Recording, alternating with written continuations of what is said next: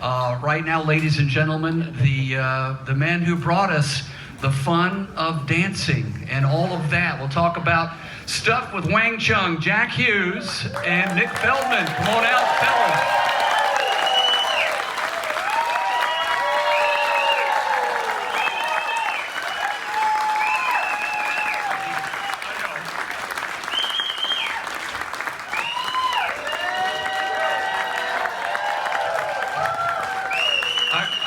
I know I've given you the impression that it's comedy improv night, but I swear it's not.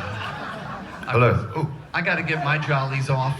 I'm terrified after that introduction. I feel so far away from you. Can I come closer? Is that all right? Step into my office.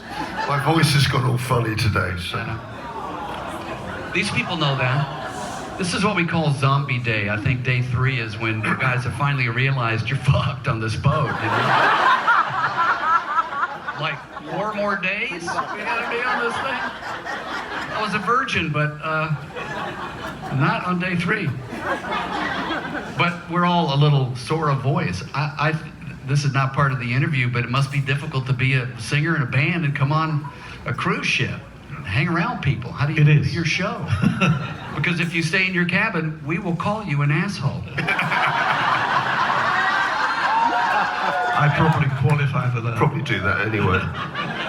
That Jack Hughes, I don't know, he dissed me. I saw you walking around yesterday, though, just cruising down the promenade. I walk around. Yeah, I walk around, yeah. And people are always very lovely, actually. They were? You look when like you you were sort of think about being on a cruise ship with a lot of crazy 80s fans, you know, you think it's going to be a bit like manic. But in fact, I find that people are really lovely, respectful. Yeah? Thank you. Well, you looked a little forlorn over by the pub, just kind of hanging out, waiting for people to come up to you. Yeah, but it takes a little while sometimes, but, you know. I think they're all dreadful. Tag and stuff. They're all horrible, every one of you. You see, I'm not the only one who has to make a bunch of jokes here. This is so good to have men who can not just say yes and no to questions. Yeah. Well, you were not... I guess I'll drag out the Rolling Stone interview questions. Please. So you began your career. I don't think you want to hear all the usual questions, do you? Free form, sort of, what's your life like nowadays? Should we start now or in the beginning? I should say, what question have you never been asked before? What does Wang Chung mean? Can we not do that question? Yeah. No, we're gonna have a little Q&A at the end if you guys want to ask some questions, and we'll save somebody that question. There's someone right in the back going, "Gang, I was gonna ask that one." What does Wang Chung mean? We should start with the moon. That would be fun. So last night, what a great show. Anybody see the show last night?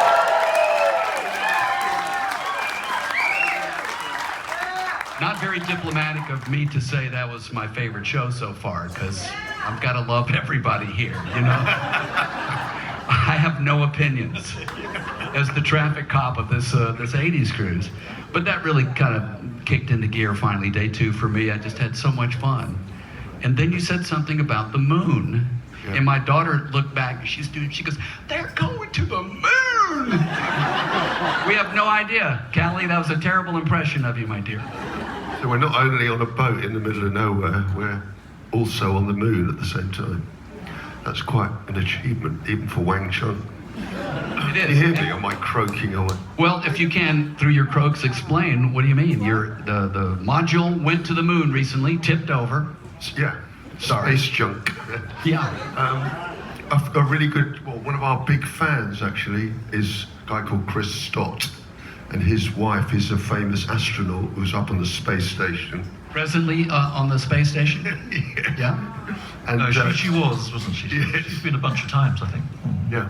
Actually on the space station. Yeah. I mean, they're amazing people, and they asked us to play a private, this is Chris's 50th birthday party, and we're his favourite band, so Nicole arranged for us to do a sort of an acoustic private show for him a couple of years ago in London, and we just found them fascinating people, and they said that they were planning to send up what was you know, the lander that landed there a couple of days ago, and he said that they were going to upload all the Wang Chung album covers and the photographs of us and our families. So, and it made it to the moon, so we are on the moon. How many of us can say that? I worked for a company who the Moon Man was the idol for, the icon. So we got something in common, right? MTV Moon Man going to the moon. But this is not like being put for all time on Voyager and sent to the universe, like, you know, the history of man and the history of man. And the best music was Wang Chung. Like no Beethoven, no Mozart. Chuck Berry. Just Chuck Berry and Wang Chung. But there's another one going up in the summer, which is going to have everybody have fun tonight on it. And they're going to beam it off the moon, apparently. It's just amazing. Some people's worst nightmare, I guess. Somebody's going to say, why is Wang Chung getting so much love, you know, for all this space travel? Yeah. NASA will look and say, this ain't right. Yeah, we met up with Chris on a previous occasion, and it's quite interesting how a lot of people in the space industry are Wang Chung fans. We got a tour of the Space Center, and the guy who's the deputy director showed up on a Sunday with this big set of keys and just said, so what do you want to see? You know, of course I wanted to see the UAPs and all that stuff, but we just got to see the astronaut quarters, but it was very cool, you know, and but they know the songs, and they, you know, there's something about Wang Chung and the space industry. There's some sort of connection. There's all sorts of jokes in there, I'm sure. We are out there, literally. Well, look, it's funny to be such an icon of a particular iconic time. These people are here to celebrate the decade of excess. You are so fully a part of that. I mean, it's interesting. I get it in a very different way. Mark gets it, you know, people come up and have a memory of you, and that's a special part of their life.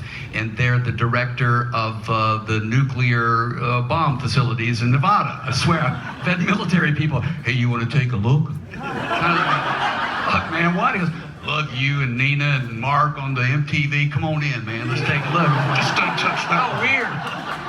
Nobody else gets this kind of access. Just a VJ.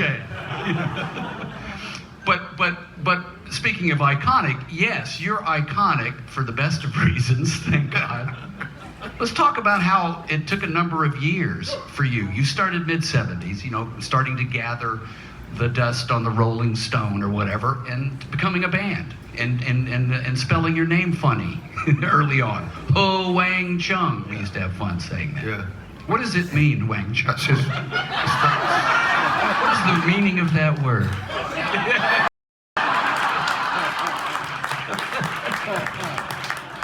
Cliches. It's all about cliches, Mike. Where's the trapdoor? If you can't handle that, I got nothing but cliche questions. Oh, but I talk about a lot of the UK bands, really. The Duran Durans, the U2s, kind of all of them like the Beatles, in that they may have popped onto MTV's screen early 80s or mid 80s like you, but they've been paying their dues differently than American bands did. They played live and did concerts and stuff, but it took a while for you to finally make it pop. Yeah, it did. I think when Nick and I first met, it was just after the big punk explosion in London. So that happened in sort of 76, 77, I suppose. And the great thing about that was that it opened up the music industry in London to lots of independent labels. So bands, and also there was a whole circuit of pubs in London that you could play at. And of course, Nick, he was an agent at the time, as well as being a musician. So he was able to book Wang Chung, as it was then called, into all these pubs and places that we really weren't ready to play, but he just kind of snuck us in there, you know. And so that was a big help. I've got quite a good story around that. Go right ahead. So I booked We don't do stories here. So, because I got another question.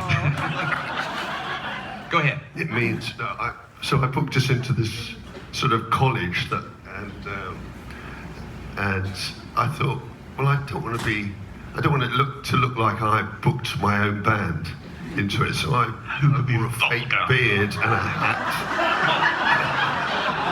And oh yeah, we walked in and the booker said, "Oh, hi, Nick." I was so embarrassed. And we were pretty shit, actually. It wasn't one of our best gigs. We did a lot of pretty shit gigs. Anyway, sorry, carry on. Learn, you know, in front of everybody, don't you? It's like, I don't know what it's like, being a conductor or something, isn't it? You know, it's like, you can't rehearse it, you just have to do it, really. Well, hopefully you didn't get a reputation around town as that band whose bass player books them for everything. Tries to come off like somebody else. That bloke called Nick. Well, you had to do a lot of shit gigs for a long time, I'd assume, to develop what would become. You went through a bunch of personnel changes early on. Yeah. You two have been the solid, members of the band for a number of years before it clicked. When did it click? I mean, I don't know how we're going to do this chronologically, but...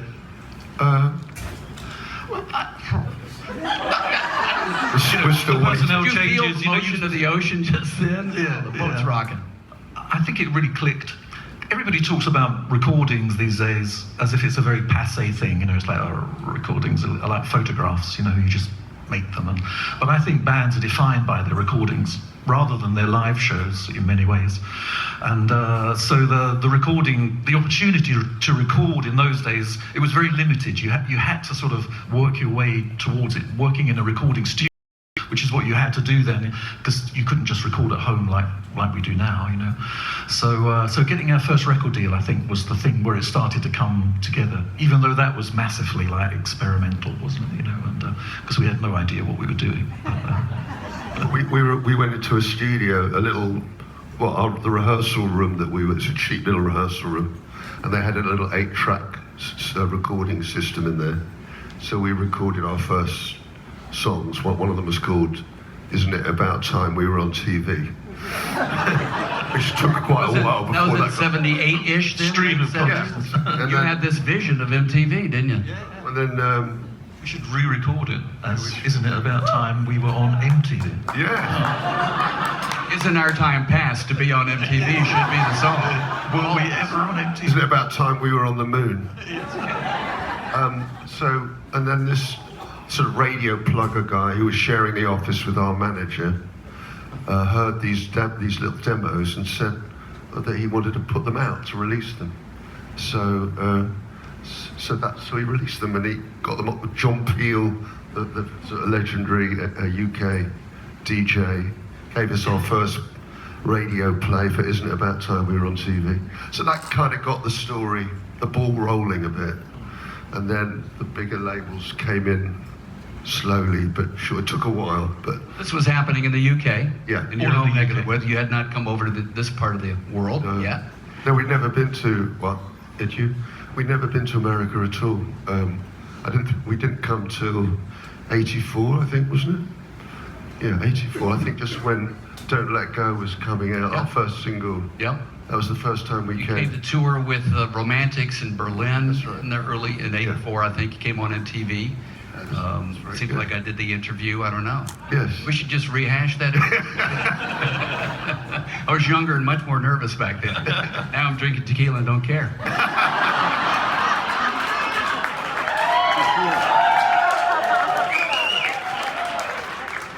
Having fun here, aren't we? I don't blame you. Yeah. So when someone's going to ask that question later of when you first heard your song on the radio in the UK, I'll just ask it now. Sorry, this dude's like getting up. Done. It sort of sounded the same, didn't it? Did you hear? Well, It's a bit disappointing. someone asked it the other day, and they said we heard it in the studio of the radio station. We went to promote the album, and they played our song for the first time. And it was 38 special, and the needle skipped on the record and blew the song. You know, I was like, fuck. No, it just sounded like it sounded, you know, it was a bit like, isn't it all supposed to be glittering or something different? But it just sounded like... You mean, were you in a car? Were you in a bar? Were you... Where were you when you heard it? I was at home. Yeah. Now I really want to know the answer to this question. Because because it's a good damn What were question. you doing? Better not talk about that. Yeah. It sounds like it's either faded in your memory or it was just kind of inconsequential. For some, it's not some epiphany moment or something. It's like you're trying and your song hits the radio. I do remember one occasion when I was actually, when this is moving right up the story to when Nick was working in A&R for Warner Brothers, I think. And he used to call me up and say, I got this band, would you come and produce and help out a bit? And one of the bands I worked with was a band called Arcana. I don't know whether you've ever come across them.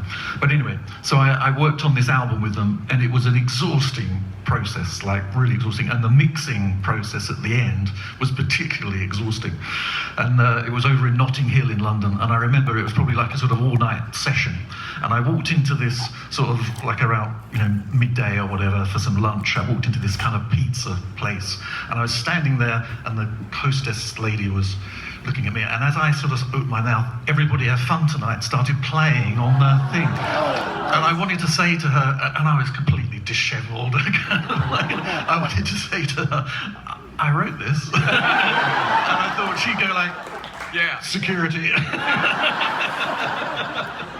Man, it is hard not to let that ego put you in a bad stitch, right? It seemed a very remote thing at the time, but Especially- and I didn't say anything to her. I just said, table for one. Well, you don't want to be slurring your words when you, I wrote that song, don't you? It's like, oh my God, this guy's so sad. It's very sad. I think No, it was particularly fine. in your business, though, having songs, being a musician, it's not like being Tom Cruise. You walk in and, hey, that's me in Top Gun. And they go, no shit. But for you, to have those kind of freaky moments. I mean, me just walking around hearing my voice on the intercom doing old MTV stuff is enough for my ego. I feel happy. I remember hearing Everybody Have Fun Tonight, a kind of Muzak version of it, in an elevator somewhere. I kind of got a bit of a thrill out of that. That's the kind of guy Nick is. It is something when your music goes so mainstream, whether you were an alternative band or not. Alternative eventually becomes mainstream. That's the way of the world, right? Yeah. But if you got some money for the Muzak play, I doubt you did. Same as streaming nowadays, though. Yeah. Come on. Money, I remember that, yeah. Shit, when I was on my honeymoon a couple of years ago, we were having dinner in some romantic restaurant on the beach in Mexico, and this kind of Muzak-y kind of music. My wife went, that's your song. And it was like, oh yeah, it was Dance All Days. It was a kind of Muzak-y version of that. Amazing. So, okay. It wasn't your It made me excited anyway. wasn't your version.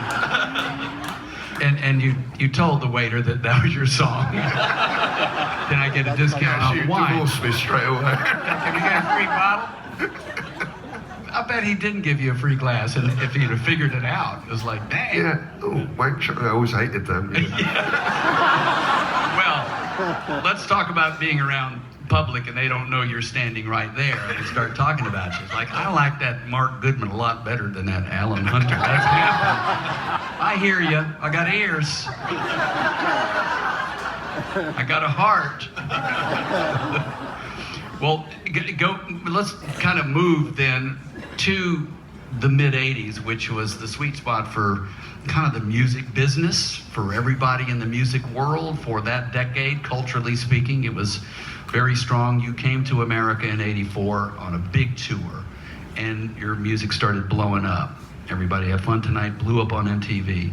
Did you get a feel for how big MTV was? Did you have a big desire to be on it, you and your record company? Was that the goal? And when it kind of happened, was it, wow, high five, we achieved it? It was pretty amazing, actually. Just being in America was pretty amazing. And then this thing, MTV, we didn't have it in the UK. Yeah, Top of the Pops. We had Top of the Pops, that's For one since the show. 70s. That's a whole different thing. On Friday night, and who's around on a Friday night? That was kind of exciting to be on that show, but it wasn't like MTV. It was like on all the time. So suddenly, we were on MTV all the time, and we were getting recognised all over the place. And it was, wherever we went, it was very exciting for us. You were in the UK when your record company released it in America, and it got on MTV. So you heard that it was on MTV. You weren't presently touring at the time, I don't think. No. The song hit, and then you toured with Berlin and Romance. That's right. So you kind of came like conquering heroes in a way. You came with people's expectations of you already built when you showed up that first concert night. That must have been Yes. satisfying. You didn't have to slay us, you know, we were already on your side. No, that was an incredible feeling, just because, you know, we'd play some places we'd never even heard of, you know, around America, and people would kind of recognize us. It was really an extraordinary experience. You have to give us a character that you met in the Midwest somewhere who recognized you at the 7-Eleven if you went to it. But surely, you're in America staying in the hotel waiting for the show that night. It's like, wow, man, let's get out and about and go to the local, you know, breakfast place or whatever. And some waitress goes, ain't you? You guys from Germany? Y'all ain't from around here, are you? That is not a good line in America. Actually, a lot of people used to think Jack looked like Sting. So he was sometimes mistaken for Sting, were you? Occasionally. Occasionally. I remember someone coming up to me saying, "Hi, I'm from Jupiter." I thought, well, Jupiter, Florida. And I'm going to the moon one day. Both things were true. We're in the Metropolitan Museum of Art in New York. Jack and I sort of would like to check out, you know, art galleries around when we're on tour. We're very rock and roll. Yeah, pretentious twats that we are. But, and then we got recognised. We're having in the canteen in the restaurant of the Metropolitan Museum of Art. And we got recognised, and within about 10 minutes there was a queue of people queuing up for our autographs. So we had to leave. It was extraordinary. Which painting is yours on the wall here? You look artistic. You look like you must be an entertainer, an artist of some sort. Why don't you find that people line up for you and they don't even know why they're getting your autograph? Definitely. It's a line. I'm gonna get in it. It's a funny old world. A queue for whatever, just like they do in England, as cliche as we queue love up for queue, just for queue's sake. But here we loved you. So there you were in America, and you're touring. You're seeing the building, you know, swelling wave of success, but I don't know how you translated that. Were you dirt poor before things really started kicking into gear? Were you getting some checks in the UK? Or was this really a moment that things started working? I don't think we'd made much money from it yet, because it takes time to the royalties to come through and stuff. Right. I think in '84, when Points on the Curve came out, so there was Don't Let Go, and then Danceful Days was the next big single, and we were on tour with the Cars, who had amazing band. Yeah, they were fantastic as well, and they had Heartbeat City out, I think. So they were the headline band, and Who's Going to Take You Home? Is that what it's called? Drive. The Drive. That's it. That's right. That's why I'm here. I remember the line. I'm your aide. I'm your assistant. Benjamin Orr, the late Benjamin Orr, yes. Yes, Drive, yeah. I know all the songs. Yeah. I was a VJ. Is that right? I wondered who you were. I played your music. People sometimes channel through me your music. It's funny. It's like, I'm not the band. They're the ones who made the song. It was so good, though, that song of yours, Alan. I've been meaning to thank you. Thank you very much, Would you Alan. thank me? Thank you. It took me 40 years to thank you. It's been so long. Anyway, so we were on tour with the Cars. So as an opening act, you sort of walk out onto a stage. There could be 10 people and everyone else in the bar waiting for the main band. But we were playing huge stadiums, bands as it was then, and the Forum in LA we played. Wherever there was a stadium, we played it. And they were always packed. And, you know, there were a lot of people, you know, who come to see us as well as the Cars and heard that song. And we still run into people who go, you know what, man, you blew the Cars away that night.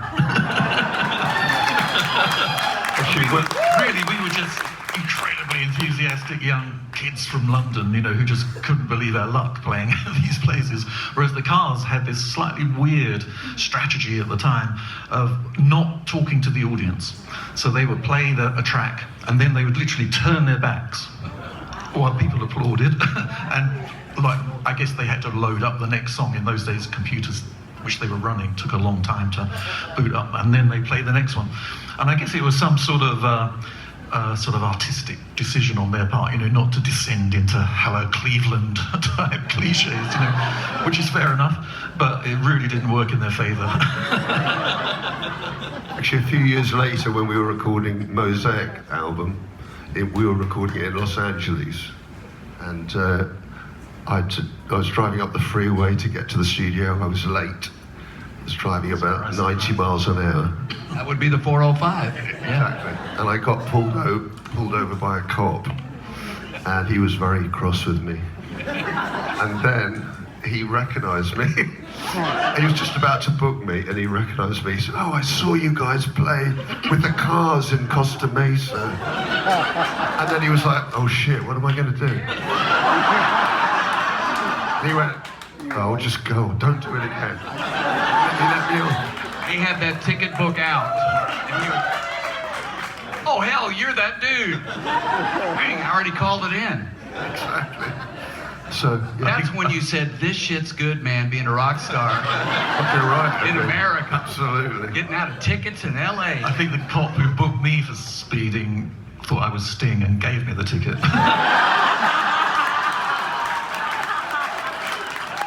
I had been to traffic school to get out of it.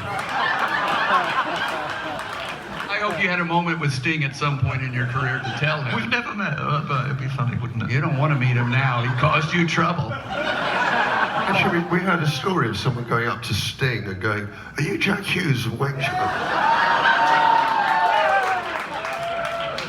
It's more like it. I wish I had his money. People sometimes around here saying, "Are you Hugh Jackman?" It's amazing. To me, they say.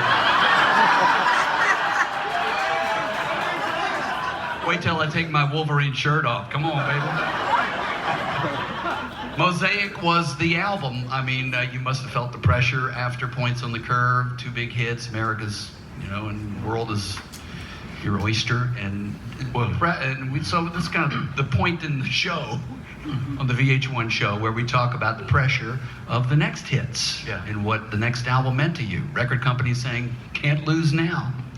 Yeah, we were under a lot of pressure after Dancehall Days and Points on the Curve. Because record companies have this thing of so just write another Dancehall Days. You've done it once, do it again. But as an artist, you can't possibly do that.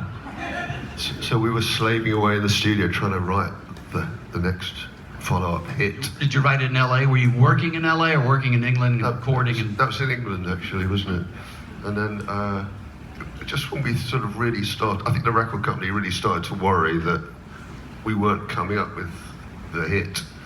And I think we started to worry. And then that's when William Friedkin got in touch with us and offered us, the soundtrack to Live and Die in LA.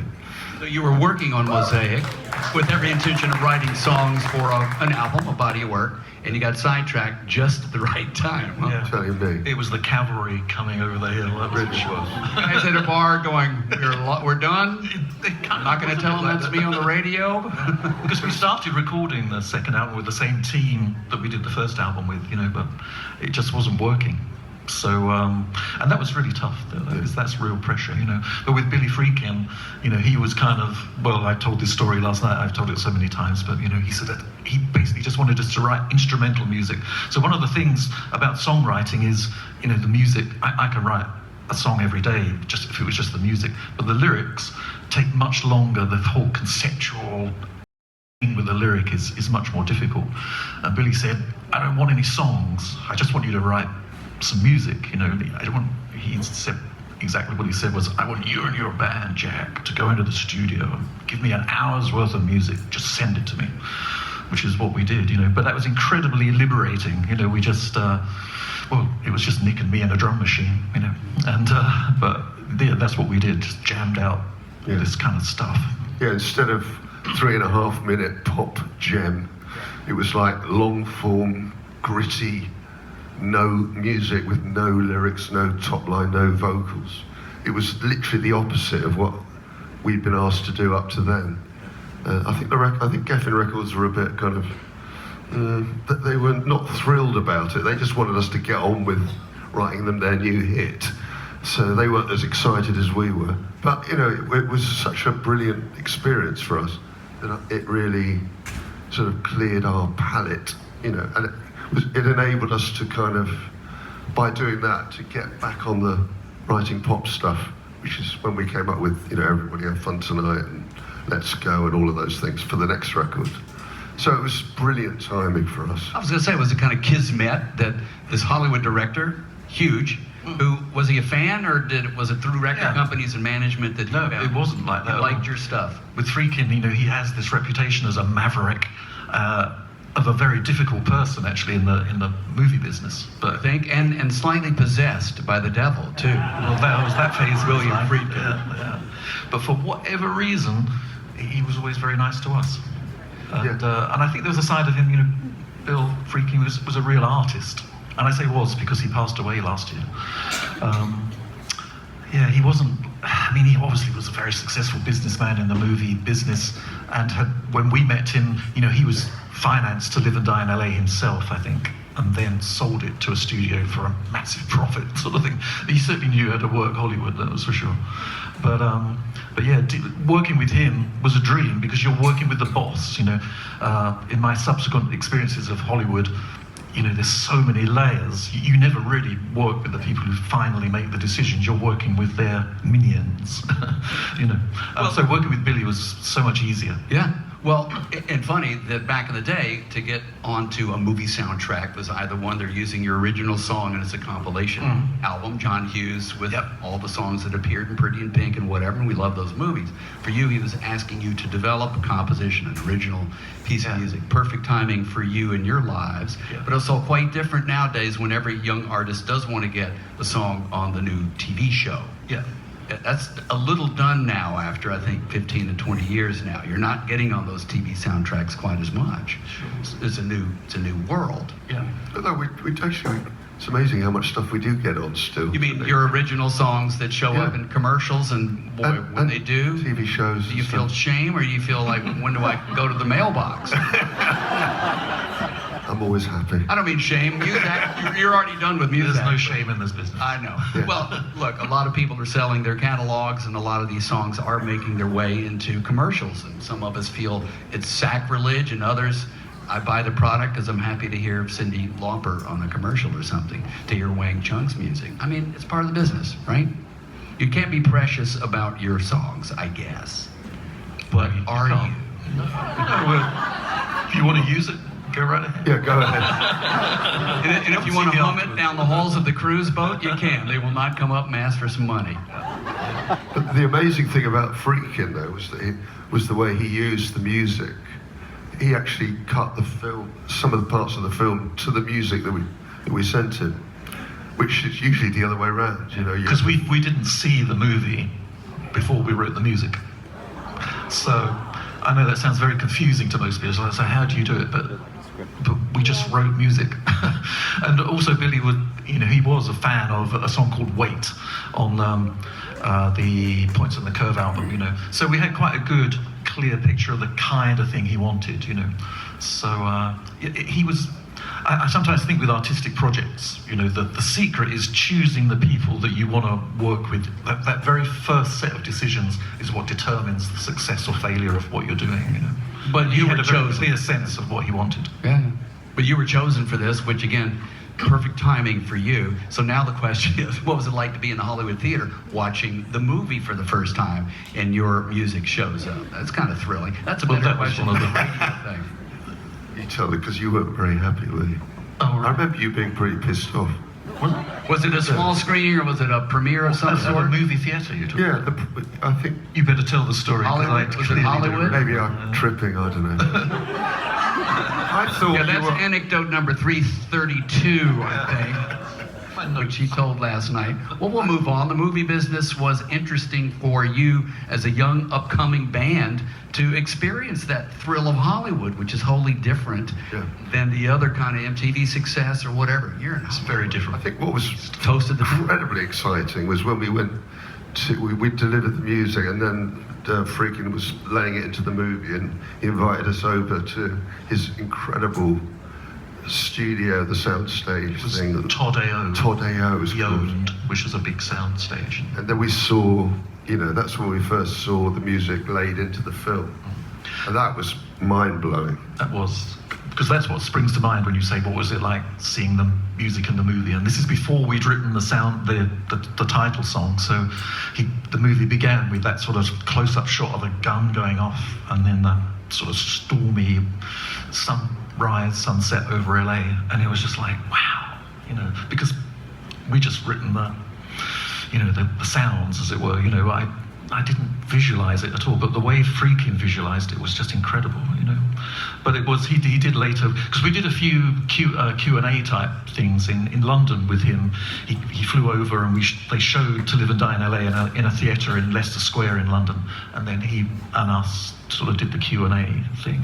And at that Q&A he was saying, yeah, I just got the music and then I cut the movie to the music, you know, which was very generous of him, because I think it was a little more complex than that. But yeah, as he got older, he seemed to think the music was at the centre of the whole way the movie looks, you know. So he actually, didn't he shoot the sequence when we'd sent him To Live and Die in LA, the song that he didn't want us to do. He liked it so much he actually shot the sequence the opening in the movie, you know, with that song in it, you know, so it was incredible. It's a good thing the movie was a good movie. I mean, you know, it was Willie Friedkin, he had a good track record, but if it was a dog of a movie, I remember it fondly. I mean, you were just so lucky that you were there at that point in time. Very lucky. He's a fascinating guy, because he sort of straddled the whole, like, old Hollywood, you know. He knew, because his first work was with Alfred Hitchcock, I think. Yeah. You know? And he knew people like, you know, Dino De Laurentiis, people like that you see as producers on movie screens and stuff.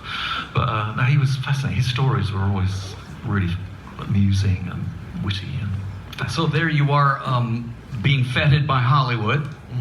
And did the record company call up and say, boys, we got record number 2 for you to do? Did they pop the bubble of good vibe at that point? Well, Get back to we work. had that pressure before, so they kind of went, okay, go do this bloody soundtrack if you have to. But then we wrote some songs, you know, To Live and Die in LA and a few other songs. And we thought, well, why don't we try and make it into our next album? So one side could be songs and the other side could be instrumental. And once To Live and Die in LA had been written, the song, I think the record company started to get on board with the whole sort of concept that this is the follow-up album. And they got more excited and more supportive of it. So it worked as in the sort of sequence of albums that Wang Chung were doing. Well, we can bet they were supportive because it was being successful. Yes. Record companies don't mind jumping on board when you're hot. That's very true. All Well, good it was, at that I point. think at the time the movie was considered a bit of a flop, really, because it Maybe got, commercially speaking, yeah. commercially speaking, yeah, because it's got this very unexpected ending. I won't tell you what it is in case if you haven't seen it yet. But I know it was kind of considered to be, what's the word? You know, commercial suicide. It was a big Hollywood movie, but it had an indie vibe to it. It had a very cult vibe early on. It has become a cult movie since. Yeah, and I think that has served it well to becoming a really very respected movie now, because it is an amazing bit of filmmaking, that's for sure. But it went sort of to number 2 or something in the first week, but then you have to sustain, don't you? And it sort of went down. But then it became quite a big rental hit, apparently. So I think that helped the sales of the album. So you would go into the local Blockbuster and pick up To Live and Die. Exactly. Every week. You know, I wrote the songs. I got another weirdo in aisle 2. It's that guy again. Yeah. It's not that guy. The other guy was the bar guy earlier. This is the other guy in the band. You know that song that we haven't yet written? I'm the guy who wrote that. Well, we can continue through the chronological order of things. The Mosaic gave you, you know, several hits, and those were even bigger. I mean, everybody, you know, have fun tonight. It's funny that you were just post-cinematic, more in that kind of compositional head, and you write this tremendously fab, fun dance song, which everybody was waiting for last night. How painful to go for an hour and a half. It's like, let's get to that one. You know? That's the story of playing a hit show or a stretch it out show. I love that you did the instrumental part. I think the audience loved that you gave us, you know, a little different show than the normal. We're on a boat in the ocean, there you go. But it was fun. I mean, Fun Tonight it was originally really slow. We sort of did this demo of it. It was in preparation for Mosaic, and we played it to this really slow kind of, it's a bit like Hey Jude kind of rhythm. It was kind of like everybody live and die. Exactly. You heard it. Yeah. And then we played it to Peter Wolf, who was producing the record. And he was like... The writer Peter Wolf or Jay Giles Peter Wolf? No, the writer. The producer, yeah, not him. And he was like, oh, I love that. And Jack had just done this little ad-lib at the end of the song. Everybody have fun tonight. Everybody Wang Chung tonight. And Peter was like, that's so great. That should be in every chorus. No. That's just a throwaway thing, you know. It's like, it's Hey Jude. It's ironic, Peter. Everybody have fun tonight. How could you have fun in this terrible world? You know, it was like, it's a party record. So just speed it up. Let's have that in every chorus. Okay. So you throw down what will eventually be your biggest hit, and somehow to you, it stands at this area of all the other songs you've written for the album. But somebody goes, "Wow, that's it," and you're like, "No, we like the other track." Exactly. I don't know. I mean, did you resist it, or did you just say, "Yeah, that might be the hit"? Did anybody say this is going to be the hit? Well, we were recording in Austria, part of that record, and that's where Everybody Have Fun Tonight, the one that we all know, came together. And it was all, for us, it was very spontaneous. Normally we're a bit sort of about everything, you know, we take forever to do everything. But this came together very quickly, and our manager, David, was coming over from London to Austria to hear the progress of the record, and we were kind of a bit nervous. Is he going to walk in and go, "What's this shit? What have you been doing?" You know, we weren't sure if it was either really good or really bad, you know. But he came in and completely went mad in a good way. So we realized we were onto something. Man, the gatekeepers, and nowadays the gatekeepers is the audience on TikTok, you know. Who cares about what the manager thinks? I'm just going to get this tonight. And there'd be 30 people in the studio writing it with you. Oh my God. Committee. I can't imagine the pressure there. I want to bring us up to speed like last night. So I was standing in the middle of the audience here. I normally don't stand. I'm usually in the VIP area, but I was standing there. That's how much I love you guys. Sorry, Alan, we forgot. It's a joke. Come on, it's a joke. We're not worthy. I'm not Mark Goodman again, okay? Mark, where are you? Kidding. In front of me, two tall gentlemen, young men, bopping up and down all night long, pogoing and dancing, hugging each other. I said, why are they on this boat? Who are these young men? They will discover our aged secrets, you know, the 80s cruise people. So my daughter says, that's his son, that's the son. We remember meeting your son a couple of years ago on an 80s thing. But they were just having so much joyous fun with every song, particularly towards the end.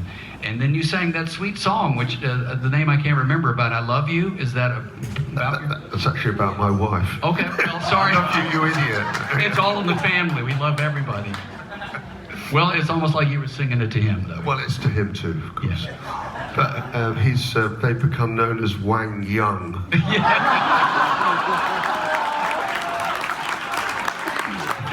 Where are you, Wang Chung? Can't see. Yeah. Oh, there they are. Can't even recognize his own son. Does he come often to these kind of gigs? Was this a special, it's a cruise, come on? Or does he travel around at all? And I guess I'd have you answer that. But do you want to answer that? Oh, you don't have a microphone, that's okay. Plead the fifth. Yeah. Pleads the fifth. He obviously enjoyed your music to the point of the music you've made in your career for 40 years to your own child digging on what you do. I think that's not hard to imagine, that they appreciate what their father does. I don't think he always did. I mean, I remember one day he was playing Grand Theft Auto Vice City when he was about 11, and Dancehall Daisies in that. And he was like, oh shit, that's Dad's music. Maybe Dad is cooler than I thought. And then you peeked around the door and go, you know, that's your dad's song in the video there. Fuck off, Dad. It's terrible when they become sort of jaded by what you do and how famous you are and that sort of thing, because they've lived the life with you. But for them to come along, I have my daughter here and her BF, and so it's satisfying. Now it's the aged part of the show where we talk about being parents and being a little older, a little wiser, and how that affects or doesn't affect any new music you would make or, you know, career choices. Yeah. You're out of college, so you don't need that money now, do you? No pressure on pops. Is that satisfying to see your young son down there listening, or is it he's been around so much?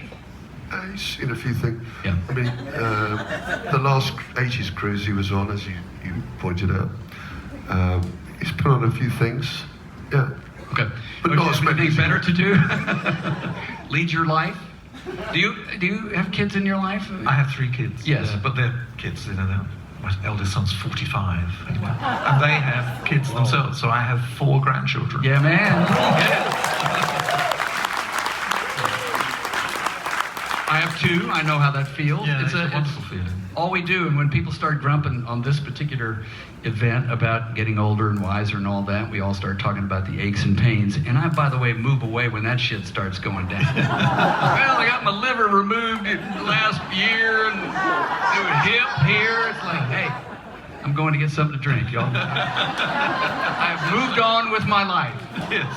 I think we're older and better. My big comment would be that what's been a joy for me and people who love your music, some bands have not made it, some people have not made it in life, others have never created another thing, some have been very prolific. You know, you two, Duran Durans have resurfaced and given us, I thought that Tears for Fears, The Tipping Point was a terrific body of work. You know, they still got juice there. So whether anything moves you to ever create again, I just feel like voices are better, bodies are probably a little more in shape, and you're still doing it. Last night you sounded great, you looked great. I mean, I'm here to say you're still standing, and more than that, what has maturity brought to either playing live or creating new music? I think, as with everything in life, experience sort of brings a depth to things. You just sort of get better at it. And I think with music, you never get to a point where you think, okay, I know how to play guitar now.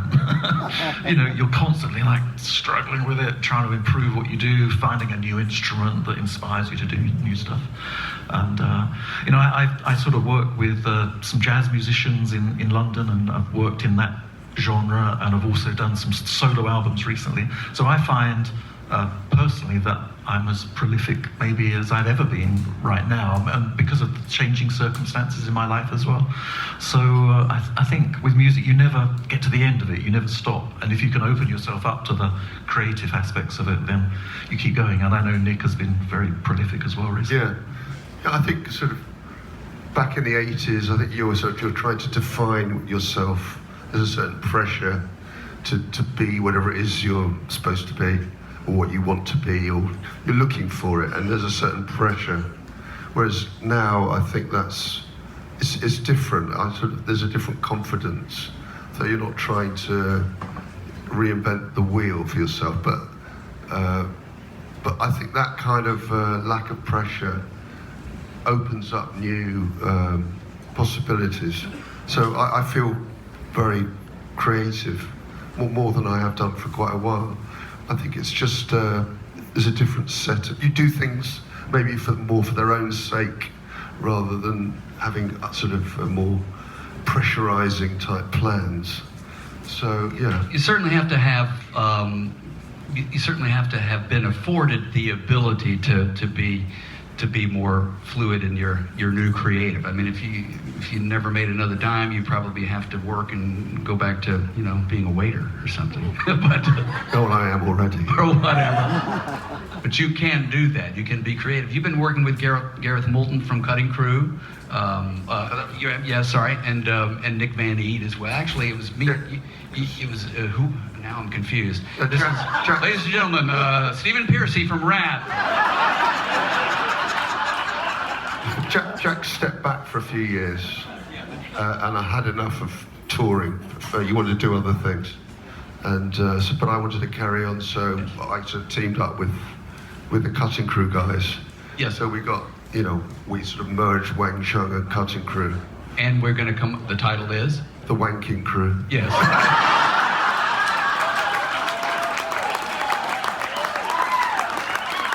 Which sort of describes all of us 80s people, right? We are the ranking crew. Yeah, so that was kind of interesting, and whilst Jack was doing other things, at least I could keep But so going. whatever new creative inspires you, the muse might be another artist, another collaboration with somebody young or old, or that's the new juice that you get. Could be another person. I don't know if the muse taps you, Yeah. solo or not. Certainly with working with musicians from a different genre is stimulating, and these guys can play. Like, they really can play. But during the 90s I did an album with Tony Banks out of Genesis, which was that was an amazing experience, in the sense that I grew up listening to them, in my teens especially. I can remember listening to Watcher of the Skies before I got the bus to school, just to try and insulate myself from the brutal realities of life, and so to actually get to work with him on an album was incredible, and we've remained friends since. I'm big into classical music, and Tony is as well, but he likes sort of really romantic stuff, whereas I'm always teasing him about, sort of slushy stuff that he likes, and Rachmaninoff and all that. And anyway, so we have a lot of amusing conversations, and sometimes I take him to gigs, to hear Mozart or something, like proper classical music. And does it matter if your fans go with you on that journey? I mean, artists take different paths, fans don't always, and it depends. It's economic, or it's just, people's love of your creative. As you said, you do what you do. At some point, it's for you. Exactly. Not for me or these people. Yeah, you should do it for its own sake, and that's quite liberating. Not having to think, is it going to get on? Is Alan Hunter going to play it? Yeah. Or is it going to get on? Because I surely the won't with not money involved. But now it's just like, oh, that's good. I'll do that, and so I find that very creatively liberating. Well, fans are we. Greedy bunch. I mean, we want what we want from you, and I find, and I joke about this a lot, artists will put out a one-off, which you can do easier in the new world in the past decade. Throw off a little song here and there, maybe it becomes a body of work, but once we get one new song, it's like, when is Wang Chung putting out a whole new album? What is an album? Actually, So you got to sort of slough off that pressure, Nope, still for me. we are putting an album out. Okay, so we come to the point of the show, which is what's next, Yeah. What's up? We're just doing a deal for a greatest hits record, but sort of an enhanced one. So it will be sort of rarities and unreleased stuff as well as the hits. So look out for that towards the end of the year. This is not into the business of things. Does a greatest hits package, which everybody eventually puts out, or does all along, is that financially helpful to an artist these days? Or is it just putting the legacy in another little package? I think that's what for it's a about, timestamp for the moonshot. Well, hopefully we'll make it. Well, I don't mean how dollars. much, but that'd be cool. How much do you make on greatest hits album? $6, something like that. But the record company wouldn't do it unless it was going to be financially a little bit of a payback. Yeah, no, but I think, again, we're doing it because we just want to do it, as Yeah. you said, for the legacy, and if we make some money out of it, that'd be nice. But I think with all the relationship between money and what we do is always kind of quite an obscure relationship to me at least. I think less so to Nick, maybe. But I think when you're doing it, you do it for yourself in a way. I know that sounds really selfish. Rick Rubin has written a book recently, hasn't he? About that's almost like, you know, record producing and Zen and the art of record producing. You mean Rick Rubin? Rick Rubin. One of the great producers of all genres of music? Or exactly. And there's a bearded clip god that keeps coming up on my Instagram feed of him saying, like, you know, when you're an artist, you do it for yourself. You don't do it for the audience. And it's like, oh, that's shocking. You know, surely you do it for your audience. And of course you do it for that. But in the initial stage, in a sense, you're doing it because you're interested in it, and it's solving some sort of riddle for yourself, you know. And I think that's the relationship, you know, how the money comes out of that is sort of further down the line somehow, and it's around the notion that if you do good work, then it will appeal to people, and that in turn will generate money somehow, you know. But it's quite a mysterious process, and I quite like keeping it in that mysterious place. Well, I think people who consume creative material, there can't be a sense of desperation from the artist that they just want to please you all day long. We want you to be introspective and draw us in. It's all about being drawn in as an audience. It's our job. If you're into it, I don't care if you look at me for approval or not. In fact, if you do, I feel sad for you. So it's not for you, okay? Well, look. The punk mentality of "fuck you" has always been very. Did someone like shoot you a bird or something? Couch what I was saying to avoid that assumption. Someone down there is. It's definitely not for you. FU is very popular. The F-bomb. You know, my kids walk around the house. FU, Dad. It's like, wow. I think I should just accept this. This is my life these days. Is there ever going to be a moment? And maybe there is. Are you going to make new music together? What is the creative spirit between you two? Do you ever see each other except on cruises? And when you occasionally go on tour, I don't know if there's more dates in the future here. No, we do hang out. We're brothers. So Where do you live in the UK now? Yeah. he lives in Canterbury. I live in London. That's very close. That's fairly close. That's in Europe somewhere. Yeah. But no, I'd like to do more stuff. I mean, there's a couple of songs we're doing in the set, like that "I Love You, You Idiot" and "A Long Time." We're going to play that tonight. Both their new songs. So yeah, it'd be nice to record some new stuff. Yeah, that would. Maybe the Wang Chung is a thing, you know. I'm very aware of that when I do my solo stuff. It's sort of like I write a song that's like 15 minutes long or something. I think, this isn't really a Wang Chung song. and what does Wang Chung mean? Because I'm trying to get rid of wouldn't that be a means get to the point, I think. Just well, people, by the way, have used that as a generic term for a whole lot of things. You're acting so Wang Chung tonight, or you know, let's get Wang Chung. They say that a lot. Or you're a wanker crew member. It's in the Urban Dictionary. Yes. Wang Chung, but it's pretty rude, some of the meanings of it. Is your spelling of it W-A-N-G? It's W-A-N-G, yeah. I mean, that was, we were called Wang Chung, Yes. yeah.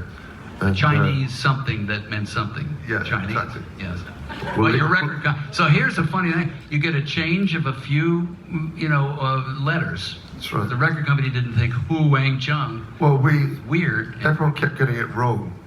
So when we were a new band called Wang Chung, everyone was like, "Oh, have you heard that band Hung Chung?" And then someone said, I heard someone go into a record shop going, "There's a band called Wayne Chandler. Have you got their record?" It was like, we got to change. So it was David Geffen who we'd signed to Geffen Records. You had come over and Geffen Records you were the second signee for Geffen Records. Yes. Asia was the first. That's right. Brand new record company. Asia comes on. John Lennon as well. He was digging the UK people, the artists, I guess, David Geffen. But it was David Geffen who said, "Why don't you just change the spelling?" In fact, we tried to change the name completely, and he was like, "No, you can't do that. Just make it a W instead of an HU." Wow, that is So we were like, "Okay." That is so specific. That's his great story of how, I told him to make it a W, and fuck, man, he went crazy. It was good, Who knew? These smart people, the captains of industry, know Exactly. stuff. Don't Who are we to don't. argue? Yeah. I wish we had more time, but we've unfortunately got to clear the decks here. I know you had a gazillion questions. I'm so sorry, but they couldn't have been as good as what happened here already, right? You've got another show. I don't know the schedule. I don't think it's tonight. I think It is tonight. Tonight? Tonight at 9:30. Tonight at 9:30, Wang Chung. Please put your hands together for Jack Hughes and Nick Felton for Wang Chung. Well,